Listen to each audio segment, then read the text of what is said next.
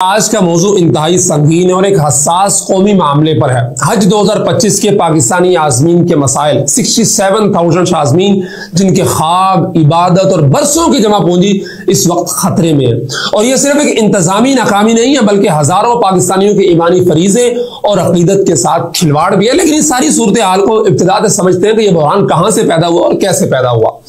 हज 2025 के लिए सऊदी हुकूमत ने पाकिस्तान को 1,80,000 आजमीन का कोटा दिया था और यह कोटा मसावी तौर पे दो हिस्सों में तकसीम किया गया। 90,000 सरकारी स्कीम के तहत वजारत हज ने रिक्रूट करने थे और बाकी 90,000 प्राइवेट टूर ऑपरेटर्स के जरिए हज पे जाने थे। लेकिन बदकिस्मती से यहीं से एक गैर मुनसिफाना और बद इंतजामी की दास्तान शुरू हो जाती है। हुकूमत ने सरकारी कोटे के तहत फौरन बुकिंग शुरू कर दी और बैंकिंग के जरिए दरखास्त फार्म जमा किए, रकूम जमा कर ली। लेकिन साथ ही साथ प्राइवेट टूर ऑपरेटर्स को पाबंद कर दिया कि जब तक सरकारी भर्ती चल रही है और सरकारी तौर पर दरखास्तें आ रही है उस वक्त तक आप जो है ना वो अपनी बुकिंग नहीं कर सकते, इवन के पैकेजेस भी अनाउंस नहीं कर सकते।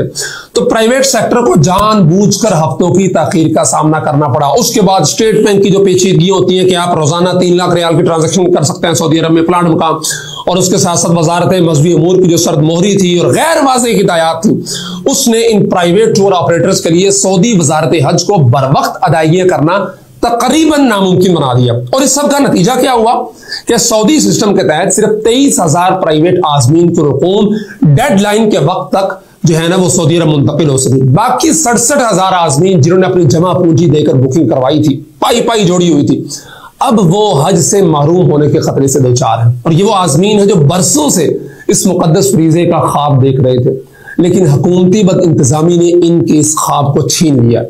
और हर कोई अब प्राइवेट टूर ऑपरेटर्स को मुर्दे इल्जाम ठहरा रहा है कि जी इनकी वजह से ये हुआ, इन्होंने ऐसे किया, फलाना मकान। लेकिन हकीकत क्या है? मैंने बहुत सारे प्राइवेट टूर ऑपरेटर्स के साथ मुलाकातें की, लोगों से मिला, वजारत के लोगों से भी मिला। मैंने जो डीप एक अपना एनालिसिस किया उसके मुताबिक ये कि इन्होंने जो आजमीन से रकूम वसूल की थी प्राइवेट टूर ऑपरेटर्स ने, सऊदी अरब में रहायश, ट्रांसपोर्ट, खुराक, इन तमाम चीजों के एग्रीमेंट्स मुकम्मल किए। लेकिन सऊदी सिस्टम जिसे मसार कहते हैं उसकी अचानक बंदिश और बहुत थोड़े अरसे के लिए उसका खुलना और पाकिस्तानी हुकूमत की ताखीर थी जो कि आपने बुकिंग लेट करनी है, और इसके साथ साथ स्टेट बैंक का जो एक पॉलिसी है कि ये 3 लाख रियाल वाली, उसने इन प्राइवेट टूर ऑपरेटर्स के हाथ बांध दिए थे, जिसकी वजह से आज ये कंपनियां न सिर्फ दिवालिया होने के करीब है बल्कि वो जो 67,000 आजमीन है वो भी इनके गिरबानों को पकड़ रहे हैं कि जी हमने तुम्हें पैसे दिए, हमारा हज करवाओ। और वो भी बेचारे क्या करें, मजबूर है। उन्होंने अपनी जिंदगी भर की जमा पूंजी जो इस कमाई थी वो इस फरीजे के लिए खर्च की है, उनके हाथों में दी है, लेकिन इस वक्त वो गैर यकीनी की दलदल के अंदर फंस चुके हैं। उनका ईमानी फरीजा, उनकी इबादत और उसके साथ साथ उनका एतमाद दाव पर लगा हुआ है, हर दो तरफ का एतमाद दाव पर लगा हुआ है। तो क्या ये जुल्म नहीं है? क्या ये हमारी हुकूमत को इनके दर्द का एहसास नहीं है, वो प्राइवेट टूर ऑपरेटर्स हो या फिर हज करने वाले लोग हों?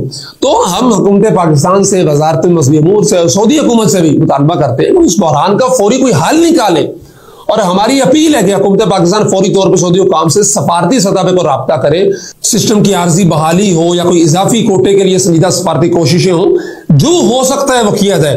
प्राइवेट टूर ऑपरेटर्स के नुमाइंदों के साथ भी बैठे, उनसे पूछें कि किस तरह आपके जो आजमीन हैं उनका नुकसान पूरा हो सकता है, फिर जो आजमीन है जो मुतासिर हैं उनके लिए जो है ना वो मुतबादल प्लान क्या हो सकता है। और सबसे बड़ी बात, इस सारा ये जो इतना बड़ा एक बहरान है, 95 अरब रुपीज जो है ना वो फंसे हुए हैं इस वक्त, इस बहरान की शफाफ तहकीकात कौन करेगा? जिम्मेदारों के खिलाफ कार्रवाई कौन करेगा? वो वजारत के एहलकार हो, कोई हो, किसकी ना अहली है?